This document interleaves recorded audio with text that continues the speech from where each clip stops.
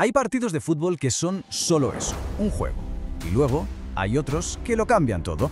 Partidos que se convierten en leyenda, en trauma nacional, en un antes y un después para dos países enteros. Bueno, pues hoy nos metemos de lleno en uno de esos momentos que marcaron la historia. El maracanazo. Piensen por un momento en un ruido ensordecedor, el de miles y miles de personas gritando a la vez. Y ahora imaginen que ese ruido se corta de golpe. El silencio que queda es casi sólido, se puede tocar. Pues justo esa fue la sensación en el estadio de Maracaná aquel 16 de julio de 1950. Un silencio que no era vacío, sino que estaba lleno de incredulidad. Y es que no hablamos de 4 gatos, no. Hablamos de cerca de 200.000 personas. 200.000.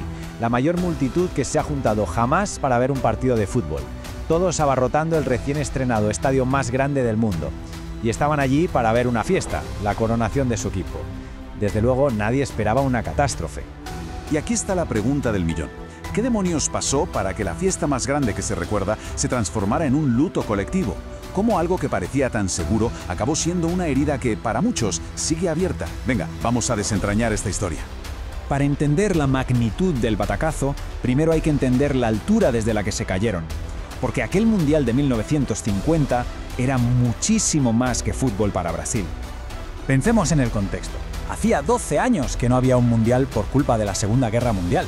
Brasil quería presentarse al mundo como un país moderno, potente, y organizar y ganar este torneo era la manera perfecta de hacerlo. El Maracaná no era solo un estadio, que va, era un monumento, un templo construido para demostrar la grandeza de Brasil. Y la confianza que tenían, era algo increíble. De hecho, más que confianza, era casi soberbia. La celebración ya había empezado días antes. Los periódicos ya estaban impresos con el titular de Brasil campeón. Hasta se habían agotado 500.000 de camisetas conmemorativas. La pregunta no era si Brasil iba a ganar, sino por cuántos goles lo haría. Y para muestra, un botón. El mismísimo alcalde de Río, justo antes de empezar el partido, les soltó este discurso a los jugadores. Fíjense que no era un discurso para dar ánimos, no, era una proclamación. Básicamente les dijo: nosotros hemos cumplido construyendo este estadio, ahora cumplan ustedes ganando. Imagínense la presión, brutal. Y en medio de toda esta euforia, de esta fiesta anticipada, pues ahí estaban los dos equipos que se jugaban el título. Ojo, hay que entender que el formato de este mundial era un poco raro. No hubo una final a partido único, sino una liguilla entre 4 equipos. Brasil llegaba a este último partido como líder, y esto es lo más importante de todo, la clave. A Brasil le valía con un empate. Con solo empatar, eran campeones del mundo. Y claro, el contraste entre los dos equipos era total. Por un lado tenías a Brasil, que era una pisonadora, una máquina de meter goles que venía de meterle un 7-1 a Suecia y un 6-1 a España. Y por el otro lado Uruguay, que había llegado a la final de milagro, sufriendo, remontando partidos con más corazón que otra cosa. Parecía, la historia de Abed contra Goliat. Pero cuidado, que aquí viene el matiz. Uruguay no era un equipo cualquiera. Eran los que habían ganado el primer mundial de la historia. Tenían un orgullo y una historia tremendos. Aunque en ese momento nadie daba un duro por ellos, subestimarlos fue un error carísimo. Y con todo esto sobre la mesa, llegamos al día D, al 16 de julio de 1950, el día del partido, el día en que el fútbol y un país entero cambiaron para siempre. Imaginen la escena. Túnel de vestuarios. Las paredes tiemblan por el rugido de las 200.000 personas de fuera. Muchos jugadores uruguayos estaban literalmente paralizados de miedo. Y entonces, su capitán, el gran Obdulio Varela, les mira y les dice esta frase mítica: los de afuera son de palo. Vamos, que se olvidaran del público, que no existían, que en el campo solo eran 11 contra 11.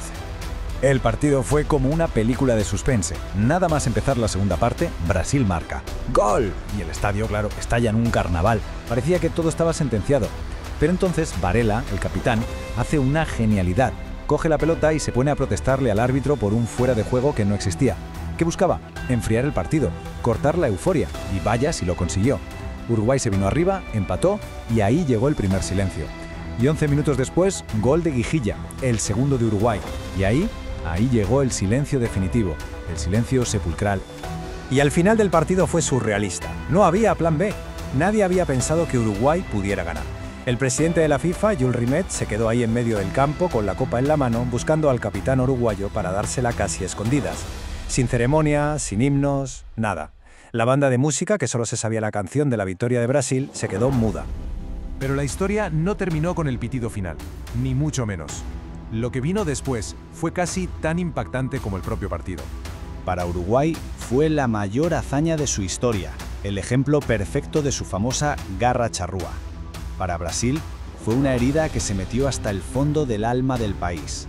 De ahí nació lo que llaman el complejo de vira-lata o de perro callejero, un sentimiento de inferioridad. La derrota se tomó como un fracaso nacional y como símbolo, la camiseta blanca que llevaban se consideró maldita y la cambiaron para siempre por la amarilla que conocemos hoy. Y como siempre que pasa una tragedia así, se empezó a buscar un culpable. Y todas las miradas, todas las culpas apuntaron injustamente a un solo hombre, el portero, Moacir Barbosa, uno de los mejores de su época, que en un solo instante pasó de ser un héroe a ser el mayor villano de Brasil. Esta frase del propio Barbosa lo resume todo. Se le culpó del segundo gol y la sociedad brasileña jamás se lo perdonó.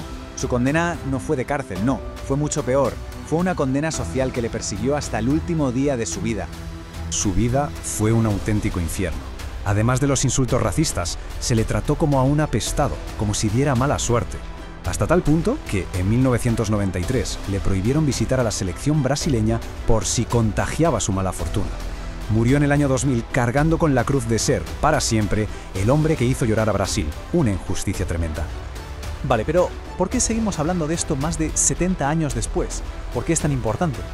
Pues porque el maracanazo dejó como legado una palabra que se usa en todo el mundo. La palabra maracanazo ya no es solo el nombre de un partido. Ahora significa que un equipo pequeño le gane al gigante en su propia casa contra todo pronóstico. Es el sinónimo universal de la hazaña imposible. Y esta es la reflexión final. El maracanazo nos enseña que el deporte, a veces, es un espejo de las esperanzas, los miedos y la identidad de toda una sociedad. Y nos deja con esa pregunta en el aire. ¿Hasta qué punto puede una victoria forjar una leyenda y una derrota un trauma que duren para siempre? Da que pensar, ¿verdad?